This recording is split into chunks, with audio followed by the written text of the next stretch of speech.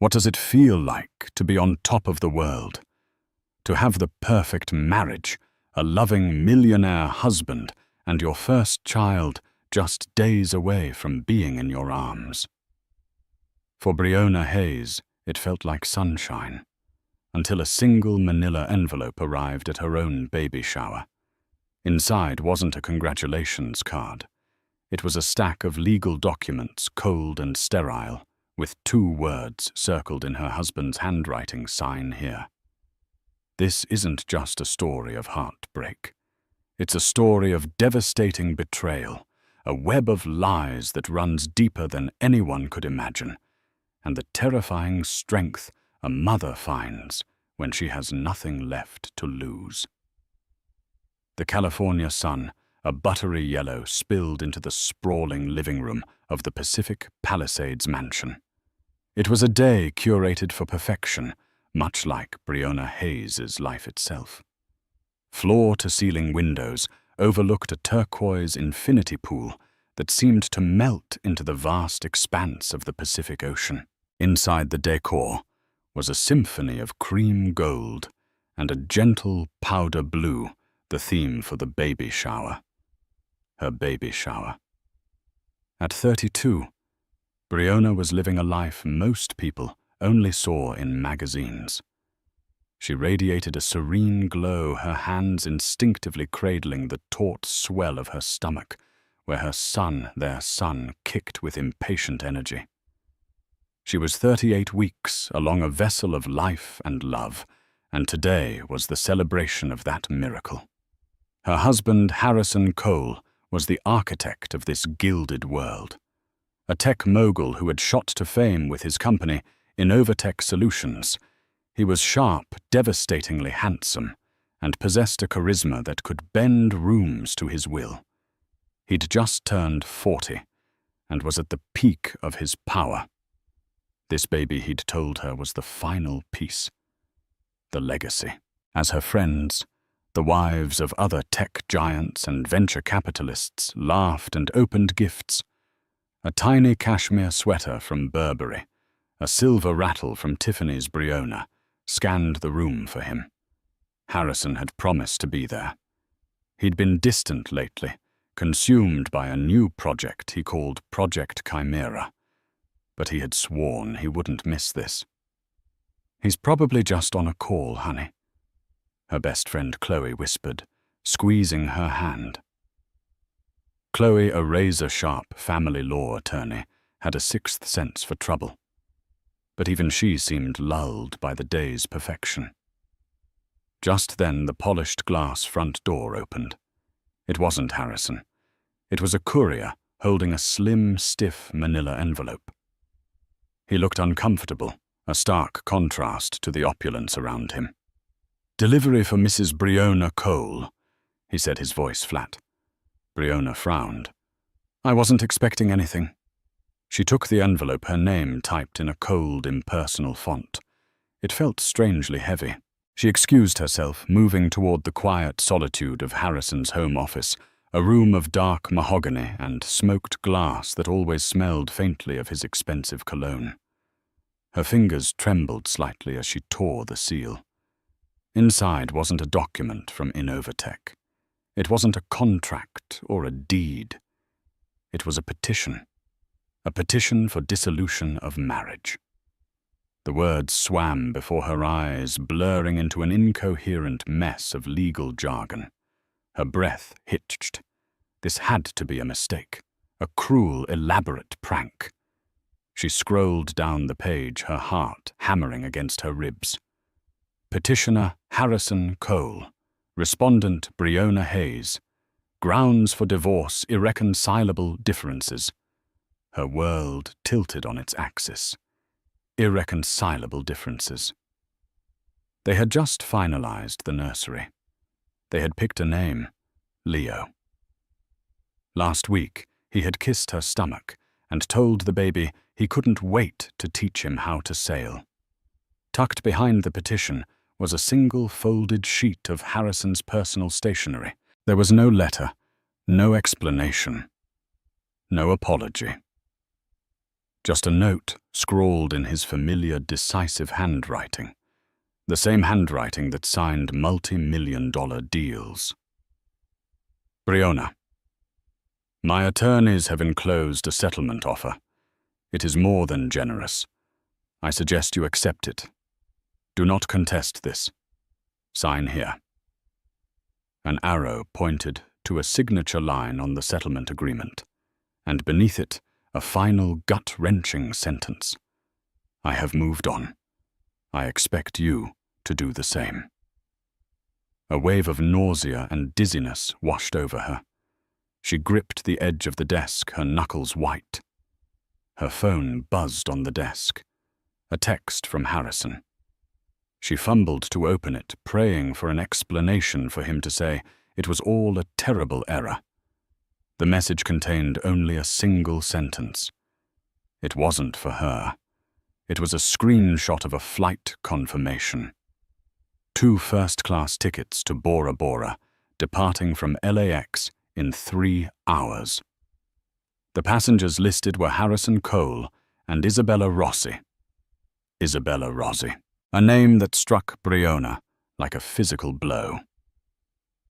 Isabella was a junior marketing executive at Innovatech. She was 26 with raven hair, ambitious eyes, and a predatory grace.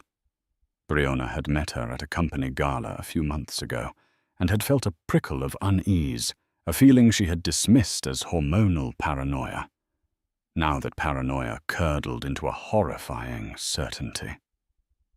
From the living room, she could hear the sound of her friends laughing, the rustle of wrapping paper, the celebration of a life that had just been declared dead. She stood in the cold, silent office, holding the death certificate of her marriage, the ashes of her perfect life coating her tongue. Her water hadn't broken, but she felt a different kind of rupture, a deep internal tearing that was far more painful.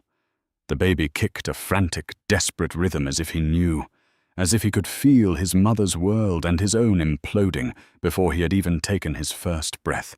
The laughter from the baby shower became a muffled, mocking echo as Briona sank into Harrison's leather chair.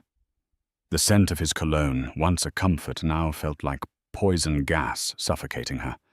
She stared at the divorce papers, the words no longer blurry, but etched into her brain with brutal clarity. Generous. The word was a slap in the face.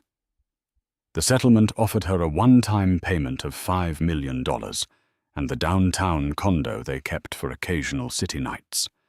In return, she was to sign a comprehensive non-disclosure agreement and waive any and all future claims to Harrison's fortune, his company, and any assets acquired during their 5-year marriage. His net worth was estimated to be north of $500 million. It wasn't generosity. It was an insult. It was hush money. Chloe found her minutes later, her cheerful expression dissolving into one of horror as she saw the documents spread across the desk. "Oh my God, Ames," she breathed, rushing to her side. Chloe's legal mind immediately took over her eyes, scanning the pages with a professional fury. This is a predator's contract. He had this drafted by William Sterling. Sterling is a shark, the kind of lawyer you hire to crush someone, not to amicably separate. Briona could only shake her head, a single tear tracing a path down her cheek. He's in Bora Bora, Chloe, with Isabella Rossi.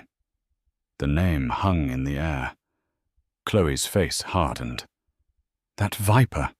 I saw the way she looked at him at the Christmas party. She knelt in front of Briona, taking her hands. Okay, listen to me. You are not signing anything.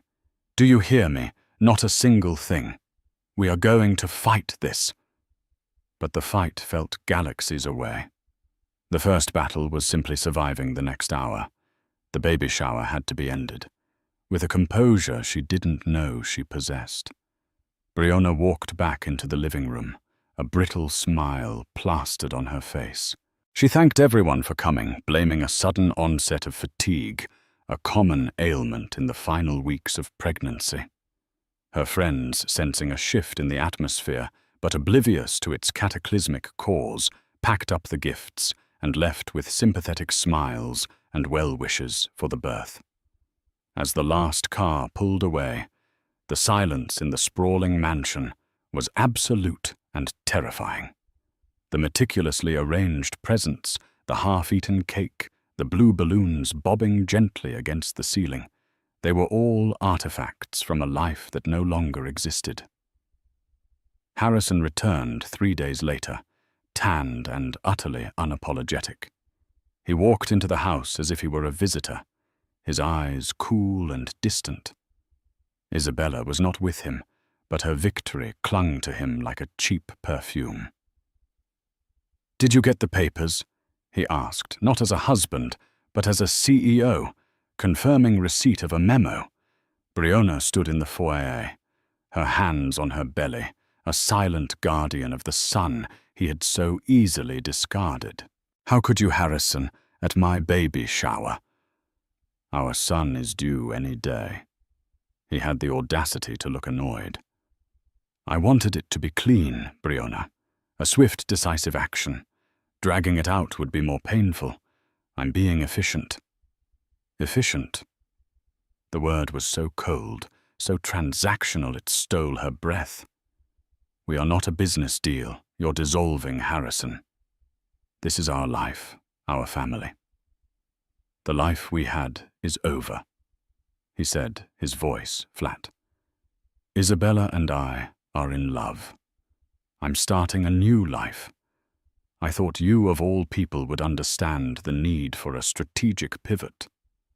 The corporate jargon was a shield protecting him from the messy human carnage he was creating. He was optimizing his life, divesting himself of an asset, his pregnant wife, that no longer served his portfolio of happiness. "You need to be out by the end of the week," he continued, glancing at his Patek Philippe watch. "The condo is ready. I've had your essential things moved there. The rest can go into storage." "My things," she whispered, looking around the house. She had designed every piece of furniture, every shade of paint, every piece of art, chosen with love and care. "This is my home." "It's my house, Briona." He corrected her, the cruelty in his voice now undisguised. "It is an asset listed under the Innovatech Holding Company. Just like the cars. And the jet." The truth of her situation crashed down on her. She hadn't just been a wife. She had been a resident manager in a gilded cage, and her lease was up. The next few days were a blur of humiliation and heartache. Movers hired by Harrison's assistant came and packed her life into boxes, their polite sympathy more agonizing than open pity. She packed a bag for the hospital herself, her hands shaking as she folded tiny onesies and receiving blankets.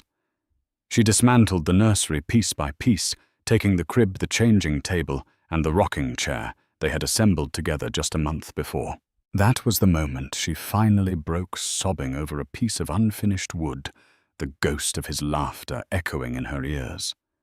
She moved into the sterile, impersonal condo in Century City.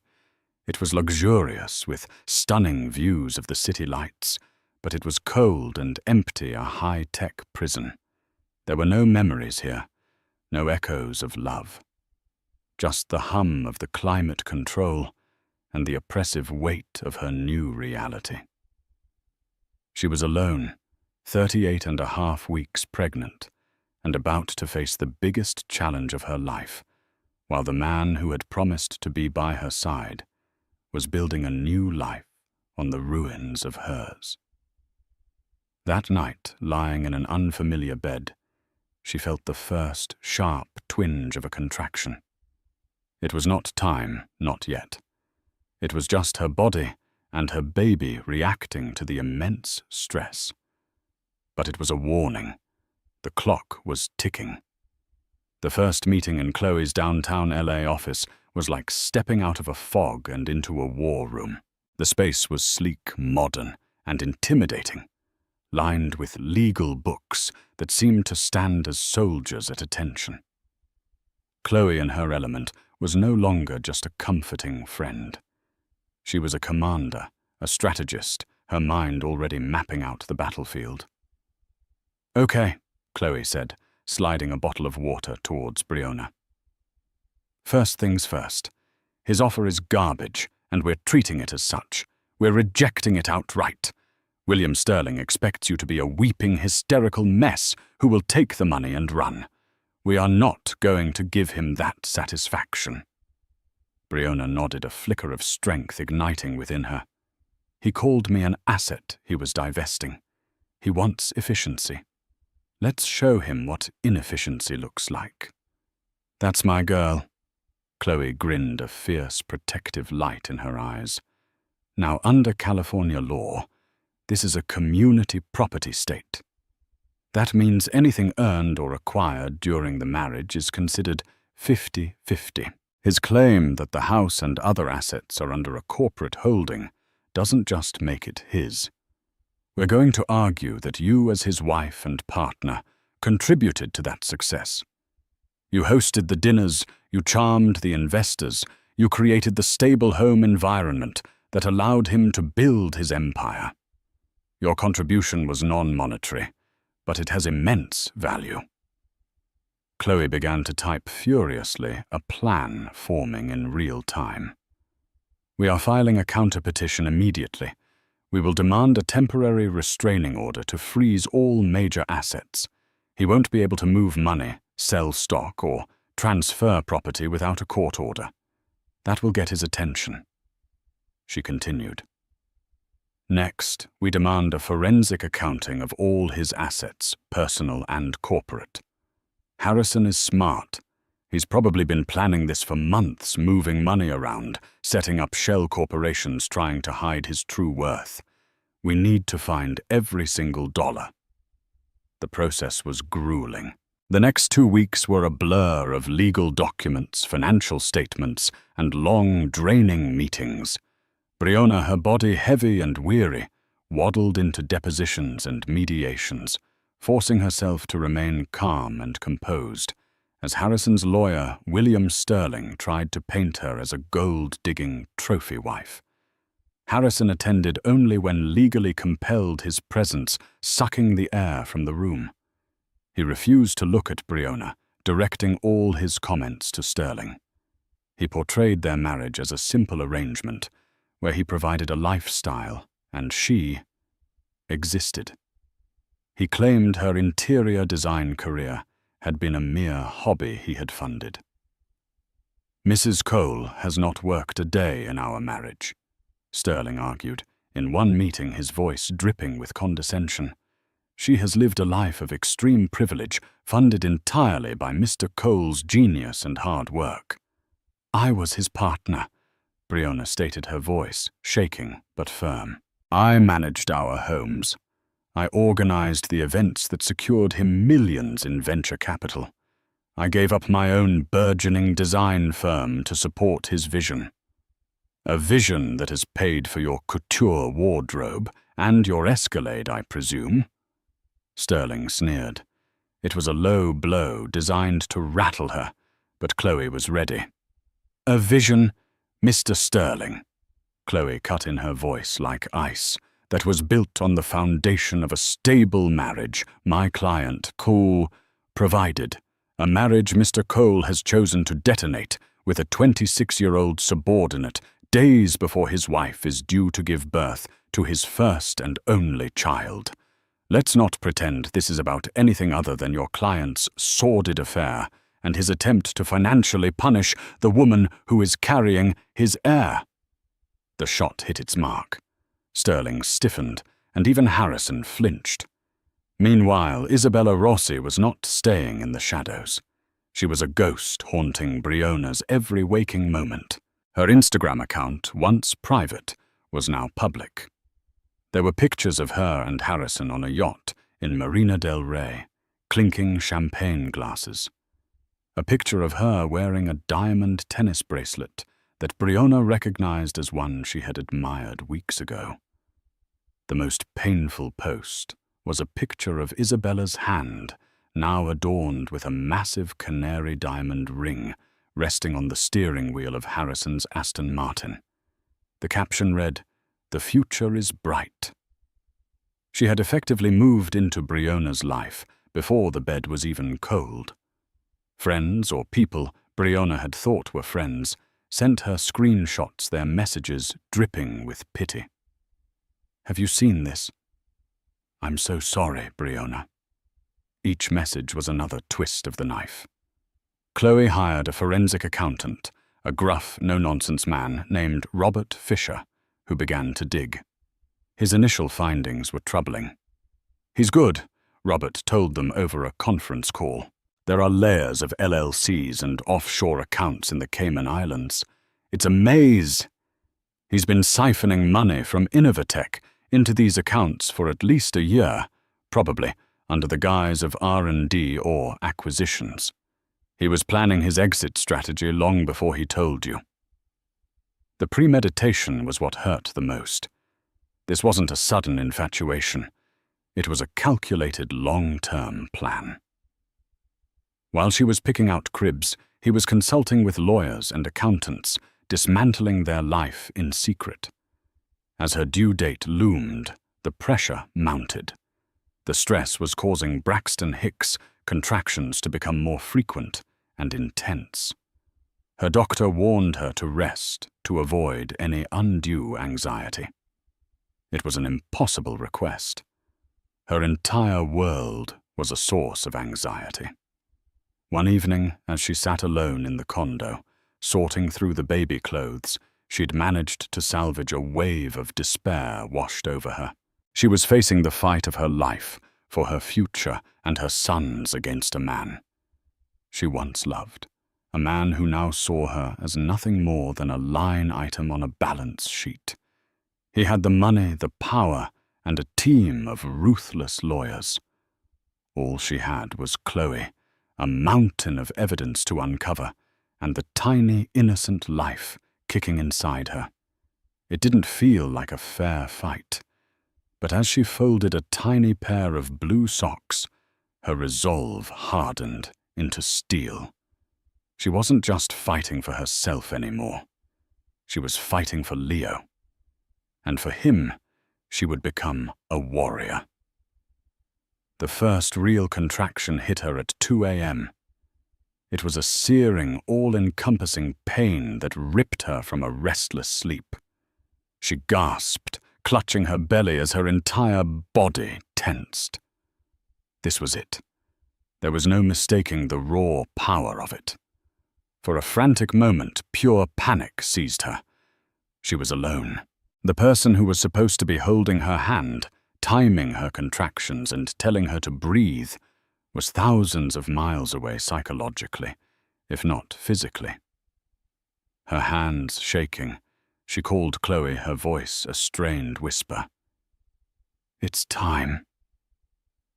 "I'm on my way," Chloe said, her voice instantly alert, all business and no panic. "Did you call your doctor?" "Yes," she said to come in. "Okay, breathe, Briona. Just breathe. I'll be there in 20 minutes. We can do this." "We." The word was a lifeline. Chloe arrived, a whirlwind of efficiency, grabbing the hospital bag, helping Briona down to the car. Her calm presence, a stark contrast to Briona's rising terror. The drive to Cedars-Sinai Medical Center was a blur of traffic lights and escalating waves of pain. In the sterile triage room, a nurse asked the routine questions. "Is the father on his way?" The question felt like a physical blow. "No," Briona managed to say, her voice tight. He won't be here." The nurse's sympathetic glance was almost unbearable. Chloe stepped in. "I'm her birth partner." The hours that followed were a grueling marathon of pain exhaustion and fierce determination. Chloe was a rock, holding her hand, wiping her brow, advocating for her with the doctors and nurses. Through the haze of agony, Briona focused on one thing: the image of her son's face. This beautiful, innocent child deserved to be brought into the world with love, not surrounded by the ghosts of betrayal. At 11:30 a.m., after 14 hours of labor, she gave one final primal push. The world exploded into the sound of a tiny, furious cry. "He's here, Briona. He's here!" Chloe sobbed, tears of joy and relief streaming down her face. The doctor placed the warm, wailing baby on her chest. He was perfect. A mess of dark hair, scrunched-up features, and tiny, flailing fists. Briona looked into his eyes, and the entire world, with all its pain and chaos, melted away. There was only him. "Hello, Leo," she whispered, her voice thick with emotion. "I'm your mummy. I love you so much." It was in this sacred, peaceful moment that the door to the delivery room opened. Harrison stood there, dressed in an impeccably tailored suit, looking more like he was arriving for a board meeting than the birth of his child. His hair was perfect. His face was a mask of detached curiosity.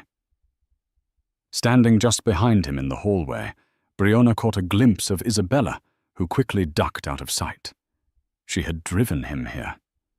The thought was so vile, it made Briona's stomach churn. "So," Harrison said, his voice void of any warmth. "That's him."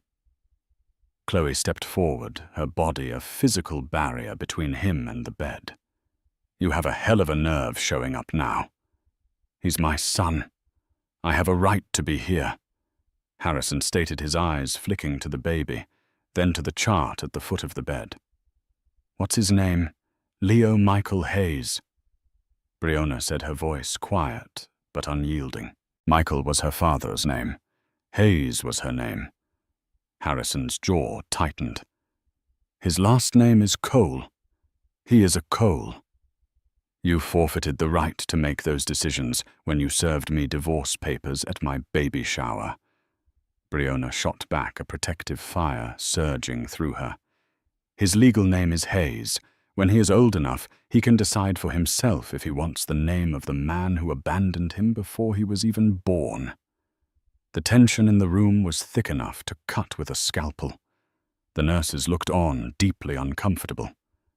Harrison's demeanor shifted from cold to menacing. He took a step forward, ignoring Chloe. "Don't be foolish, Briona. This will have legal ramifications. You are making this unnecessarily difficult." "Get out," she said, her voice low and trembling with rage. "I am not leaving until we've discussed the birth certificate. I said get out." Her voice cracked, a raw, primal scream that came from the depths of her soul. "You are not welcome here. This moment is for me and my son. You gave up your place here. Now leave."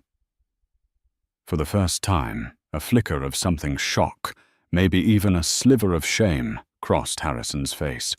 He looked at the tiny baby in Briona's arms, then at her face ravaged by childbirth and fury. Without another word, he turned and walked out, the expensive click of his shoes echoing down the hallway. The aftermath of his visit was devastating. The brief, beautiful peace of Leo's birth had been shattered. But as Briona held her son close, she realized something profound. Harrison's betrayal had been revealed in yet another layer. It wasn't just that he had left her for another woman. It was that he was incapable of genuine love and connection. He saw his own son not as a miracle to be cherished, but as an asset, a legacy to be branded with his name.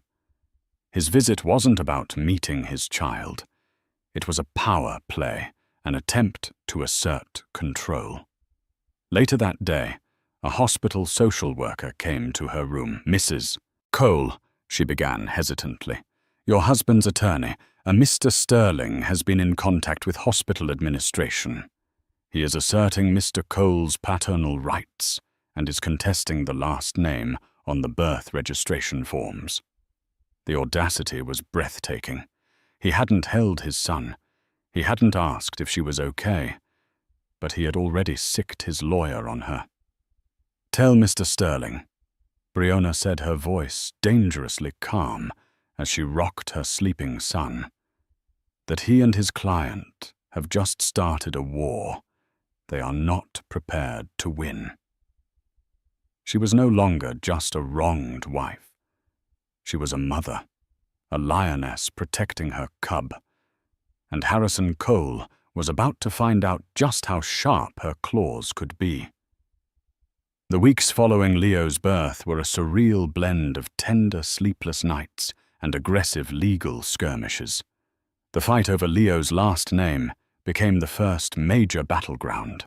Harrison pushed by Isabella, and his own ego was trying to legally force the name Cole, framing Briona as vindictive and unstable. It was Chloe who unearthed the strategy that would turn the tide. "He's trying to establish a clear paternal link for inheritance and legacy purposes," Chloe explained during a late-night call as Briona nursed Leo. "It's not about love. It's about control of the Cole brand. But we can use his own actions against him." In court, Chloe presented a timeline that was damning. She showed the date the divorce papers were served, the flight itinerary to Bora Bora, the social media posts from Isabella and Harrison's 3-minute appearance at the hospital. Mr. Cole's interest in his son, Chloe argued to the judge, only seems to manifest when it concerns legal branding. He was not present for the birth. He has made no effort to see the child, since yet he has expended considerable legal resources to control the child's name. This is not the behavior of a loving father. It is the behavior of a corporate executive managing an asset. The judge, a stern but fair woman in her 60s, agreed. She ruled that the child would be known as Leo Michael Hayes, with the option to add Cole later if all parties consented when the child was older. It was the first real victory, and it felt monumental. But the larger war over the financial settlement raged on. Robert Fisher, the forensic accountant, was hitting brick wall after brick wall. The offshore accounts were masterfully hidden behind shell corporations with names like Chimera Holdings and Aegean Ventures. "This Project Chimera he was talking about," Briona mused one afternoon, bouncing Leo on her lap. "It wasn't a project at Innovatech. It was his project to leave me." The thought sparked an idea. "Chloe, can we get access to his corporate communications emails server logs?" "It's a long shot," Chloe admitted. "We'd have to prove a direct link between corporate funds being used for personal gain to convince a judge to pierce the corporate veil. But it's not impossible." The break came from an unexpected source. David Chen Harrison's co-founder and chief technology officer at Innovatech reached out to Chloe. David had known Briona since before she and Harrison were married. He was a quiet, brilliant man who had always treated her with kindness and respect. "I can't sit by and watch this happen," David said, his voice tense over a secure line. "What Harrison is doing to Briona is one thing, but he's also putting the company at risk. I think he's being played." They met secretly at a coffee shop far from their usual haunts. David looked exhausted. "Harrison has given Isabella Rossi an incredible amount of access," he explained. "She's no longer in marketing. He's created a new position for her Chief Strategy Officer. It's a sham title, but it gives her access to everything our proprietary code, our Q4 projections, our client lists." He slid a flash drive across the table. "I've been running my own security diagnostics. There have been massive data transfers from our servers late at night, routed through an encrypted proxy to an external IP address. The transfers started about 6 months ago. The user who authorized them, Isabella Rossi." Chloe's eyes widened. "Where is the data going?" "I'm still tracing it," David said. "But my gut tells me it's going to a competitor, specifically a rival company called Nexus Dynamics. They've been a thorn in our side for years. In the last few months, they've miraculously anticipated our every move, launching competing products just weeks before ours." The pieces began to click into place with terrifying speed. Isabella wasn't just a home wrecker. She was a corporate spy. "She didn't just want Harrison's money," Briona whispered, horrified. "She wants to destroy his company. And she's using him to do it," Chloe added. "She manufactured this perfect romance, isolated him from his real friends and partners, and convinced him she was the only one who truly understood his genius. He's so arrogant, he couldn't see he was being manipulated." With David's information, Chloe had the ammunition she needed. She filed an emergency motion not in family court, but in business court, presenting evidence of potential corporate espionage and malfeasance that threatened the value of Innovatech Solutions, a primary asset in the divorce proceedings. The motion requested a court-appointed receiver to take temporary control of the company to prevent further damage and asset stripping. This was no longer a messy divorce. It was a corporate thriller. Isabella wasn't just a mistress. She was a highly sophisticated operative. She hadn't stumbled into a relationship with a rich man. She had targeted him. Her affair with Harrison was just the method of entry, the key card to get inside the vault. Her goal was the entire kingdom, not just half of the king's treasure.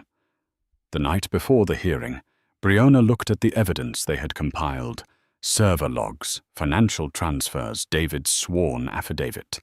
It was a portrait of a breathtakingly audacious betrayal. Isabella hadn't just stolen her husband. She had turned him into a weapon to destroy his own life's work. And Harrison, blinded by his ego and infatuation, had handed her the gun and pointed it at his own head.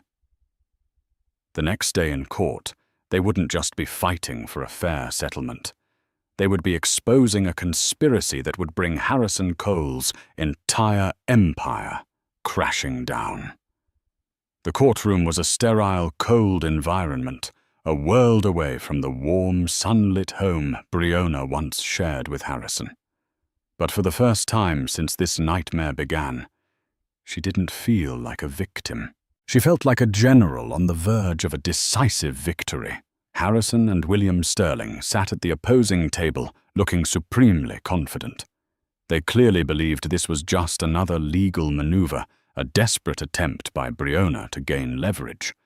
They had no idea about the corporate bomb that was about to detonate. The judge, a sharp-eyed man named Judge Alistair Finch, reviewed the emergency motion with a deep frown.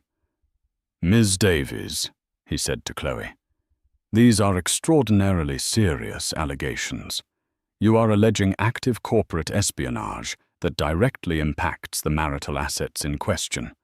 "We are, Your Honor," Chloe replied, her voice ringing with confidence. "And we have proof." For the next hour, Chloe laid out the case with chilling precision. She presented David Chen's affidavit. She showed the logs of the data transfers, time-stamped and authenticated. She cross-referenced them with Isabella Rossi's security badge swipes, showing she was in the building at Harrison's executive terminal at the exact times of the largest data breaches. Then came the financial evidence. Robert Fisher, the forensic accountant, took the stand and explained how he had traced the labyrinth of shell corporations. He demonstrated how Innovatech funds had been funneled into Chimera Holdings, and from there used to purchase lavish gifts for Isabella the Canary diamond ring, a down payment on a Beverly Hills condo, all disguised as consulting fees. But the masterstroke was the final piece of evidence David Chen had uncovered just the night before. He had finally cracked the destination IP address of the data transfers. It didn't just lead to Nexus Dynamics. It led directly to a private server registered to Rossi, which was physically located in an office leased by none other than the CEO of Nexus Dynamics, Jonathan Pike. As the evidence mounted, Harrison's confident smirk slowly evaporated, replaced by a pasty, slack-jawed expression of disbelief. He kept glancing from the documents to his lawyer, then back again, as if hoping one of them would declare it all a forgery. This wasn't part of his strategic pivot. This was a hostile takeover of his entire reality. "Mr. Cole," Judge Finch said, his voice heavy with authority, "were you aware that your new associate, Ms. Rossi, was systematically transferring your company's most sensitive intellectual property to your chief competitor?" Harrison swallowed his composure, shattering. "No. That's impossible. She loves me. She believes in my vision."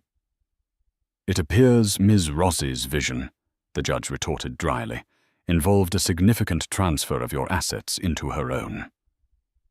The final devastating blow came when Chloe called her last witness, a man named Frank Miller, a private investigator she had hired weeks ago, and told Miller, Chloe asked, "You were tasked with investigating the background of one Isabella Rossi. What did you find?" "Frank." A grizzled ex-cop spoke in a gravelly monotone. "Isabella Rossi isn't her real name. She was born Sofia Petrova in Bulgaria. She has a history. She did the exact same thing to a tech CEO in Germany 5 years ago. Ruined him. Got a multi-million-dollar settlement and disappeared. Before that, a hedge fund manager in London. She's a professional. She targets powerful, arrogant men, inflates their egos, and then bleeds them dry while selling their secrets to the highest bidder." A wave of sickness washed over Briona as she listened. It hadn't been about love or passion or even simple greed. It had been a job. Harrison wasn't the love of Isabella's life. He was her mark. Harrison looked utterly broken. The man who commanded boardrooms, who saw himself as a master of the universe, was exposed as a fool, a pawn in a game he didn't even know he was playing. His affair wasn't a passionate romance. It was a business transaction where he was the product being sold. Judge Finch granted their motion immediately. He placed Innovatech into temporary receivership to protect it from further damage and froze every known asset belonging to Harrison Cole and Isabella Rossi, aka Sofia Petrova. He also authorized a federal investigation into the corporate espionage. The fallout was immediate and spectacular. Harrison was suspended as CEO of his own company. The board of directors, led by David Chen, began proceedings to oust him permanently. News of the scandal hit the financial press like a thunderclap, and Innovatech's stock plummeted. Briona left the courthouse, and for the first time in months, she could breathe. It wasn't about the money. It was about the truth. That evening, Harrison came to the condo. It was the first time he had sought her out. He looked like a ghost, pale, haggard, his expensive suit rumpled. "She's gone," he said, his voice hollow. "I went to the condo. It's empty. The accounts are cleared out. Everything's gone." Briona simply looked at him, holding Leo protectively in her arms. There was no triumph in her, only a profound sadness for the man he used to be and the man he had become. "I'm sorry, Briona," he whispered, his eyes finally meeting hers. They were filled with a desperate, pathetic plea. "I was a fool. I threw everything away. Please, can we fix this?" She looked from his broken face to the perfect sleeping face of her son, the son he had called a Cole, but treated like a footnote, the son he had abandoned in pursuit of a fantasy that turned out to be a corporate hit job. "There is nothing to fix, Harrison," she said, her voice soft but absolute. You didn't just break our marriage. You incinerated it. The only thing left for us to do is sign the papers. But this time, they'll be on my terms." He stared at her, finally understanding. The power had shifted completely. He had lost everything: his company, his fortune, his reputation. And in the process, he had lost the one person who had ever truly believed in his vision, long before the millions and the magazine covers. He had lost his family, and that was a loss from which there was no recovery. The final meeting took place not in a confrontational courtroom, but in a quiet, soulless conference room on the 40th floor of a Century City skyscraper. The air was thick with the unspoken history of broken promises and shattered trust. 6 months had passed since the explosive hearing that had decapitated Harrison's empire. Today was the formal surrender. Harrison sat opposite Breonna, a ghost of the titan she had married. His bespoke suit, once a symbol of his power, now seemed to hang off his diminished frame. The confident, predatory gleam in his eyes was gone, replaced by a hollow, haunted exhaustion. Beside him, William Sterling, the legal shark who had once sneered at Breonna, was subdued and meticulously polite. The power in the room no longer belonged to them. Chloe, radiating a calm and absolute authority, slid the final settlement agreement across the polished table. It was a masterpiece of legal fortification, a document designed not for revenge, but for permanent, unassailable security. "The terms are as we discussed," Chloe stated, her voice echoing slightly in the quiet room. "Ms. Hayes will receive sole legal and physical custody of their son, Leo Michael Hayes. Mr. Cole is granted supervised visitation twice a month, contingent on the successful completion of a court-mandated therapy program. The Pacific Palisades property will be transferred unencumbered to Ms. Hayes. The financial settlement, as detailed in Exhibit C, provides a lump sum payment and establishes a trust for the child's future education and well-being. In return, Ms. Hayes waives all future claims to Mr. Cole's remaining assets or future earnings." Harrison didn't even read the document. He simply stared at Breonna, his eyes searching for something. Forgiveness, perhaps, or a flicker of the love he had so carelessly thrown away. He found neither. Breonna's expression was serene, composed, and as impenetrable as glass. She was no longer his emotional battleground. He picked up the pen, his hand trembling almost imperceptibly, and signed his name. The decisive, arrogant signature she once knew was now a shaky, hesitant scrawl. When it was her turn, Breonna's hand was steady. Her signature was a firm, clear declaration of her independence. With that final stroke of ink, 5 years of her life, a marriage she had believed in, was legally dissolved.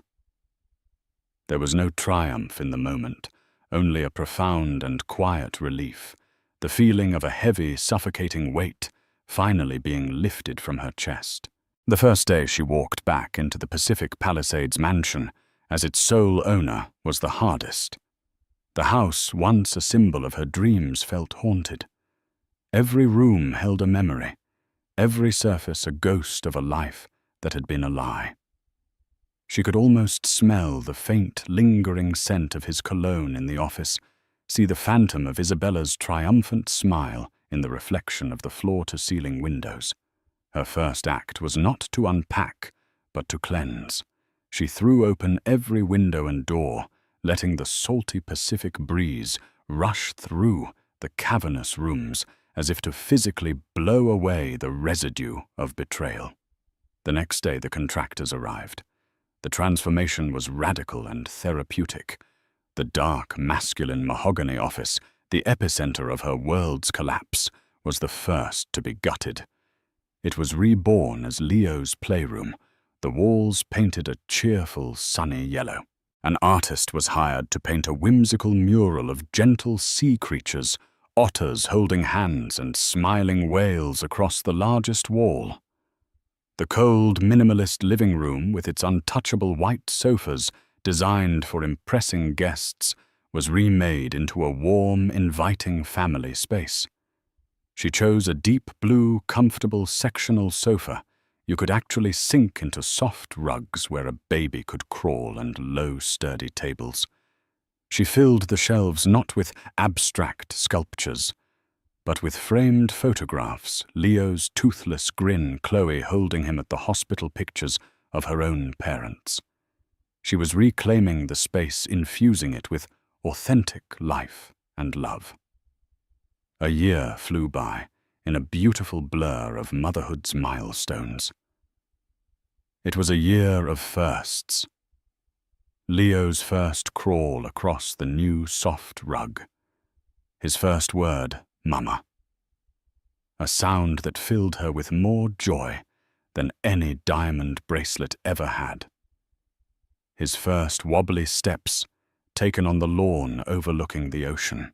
The sleepless nights were no longer filled with anxiety and heartbreak, but with the quiet comfort of rocking a teething baby, his small, warm body curled trustingly against hers. She found a profound, grounding joy in the simple, messy realities of raising a child, the pureed carrots in her hair, the endless rereading of picture books, the sound of his uninhibited giggles echoing through the halls of the house she had truly made her own. Harrison's supervised visits were a sad recurring postscript to their story. He would arrive punctually, always dressed in clothes that were just a little too formal, a man visiting a foreign country whose customs he didn't understand. He brought extravagant gifts, a tiny drivable Lamborghini for a 1-year-old, a complex drone that was years beyond his comprehension, and seemed baffled when Leo was more fascinated by the cardboard box it came in. During one visit, Brianna watched from the kitchen as Harrison tried to engage with his son in the playroom. "Leo, look," he said, holding up a tablet. "This is a projection of Innovatech's Q4 growth from my last year as CEO. It's a perfect logarithmic curve." Leo, babbling happily, picked up a soft block and tried to put it in his mouth. Harrison sighed, the deep, weary sigh of a man who had lost the thread of his own life. He was a stranger to his own son, a visitor in a home that was no longer his, speaking a language of success and ambition that had no meaning here. Brianna felt a distant clinical pity for him. He was no longer the monster who had destroyed her life. He was just a broken man, paying the long, lonely price for his choices. Meanwhile, Sofia Petrova, the woman formerly known as Isabella Rossi, had her glamorous reign of destruction brought to an end. An Interpol notice caught up with her in Monaco, where she was already deeply enmeshed in the life of a Russian oligarch. Her extradition was swift. The subsequent trial was a media sensation, laying bare her years of sophisticated, predatory fraud. Harrison was compelled to testify a public humiliation that cemented his fall from grace. Brianna's design firm, which she relaunched as Hayes & Co., became her professional salvation. Her story, whispered through the elite circles of Los Angeles, gave her an unexpected allure. She was not just a designer. She was a survivor. Clients weren't just hiring her for her impeccable taste. They were drawn to her quiet strength. Her philosophy was simple. She created sanctuaries. She specialized in transforming houses into homes, spaces that nurtured the people within them. Her first major client was a recently divorced actress who wanted a home that was a fortress of peace for her and her children. The project was a resounding success, featured in Architectural Digest, and her career took flight. One warm evening, long after Leo was asleep, Brianna sat on the veranda overlooking the now peaceful ocean. The night was quiet, the only sound the gentle rhythm of the waves. She was scrolling through the news on her tablet when a small article caught her eye. Fallen tech mogul.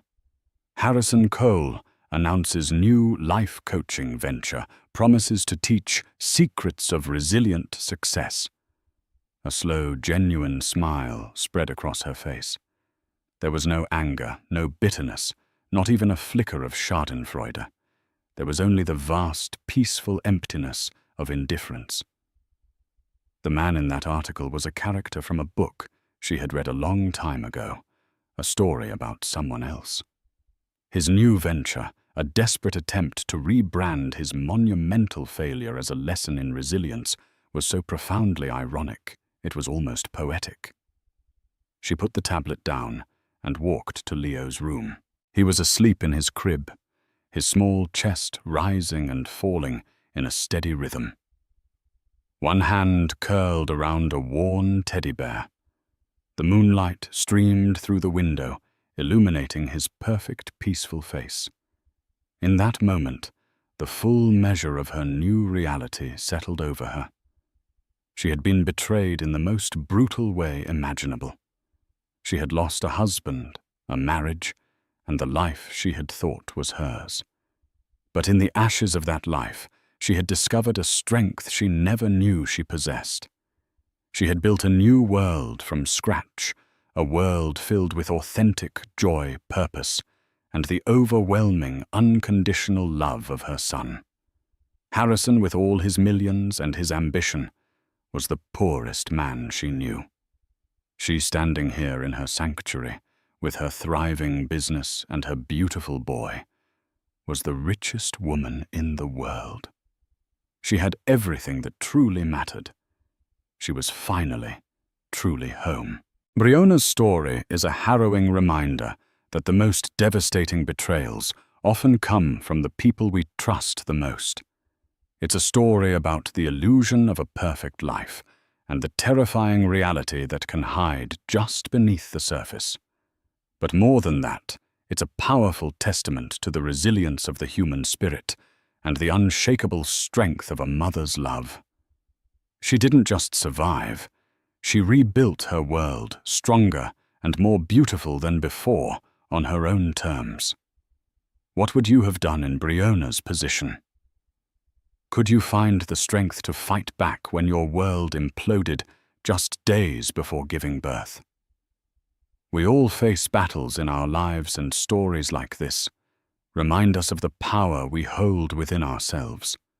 If this story moved you, please give this video a like and share it with someone who might need to hear a story of strength and survival.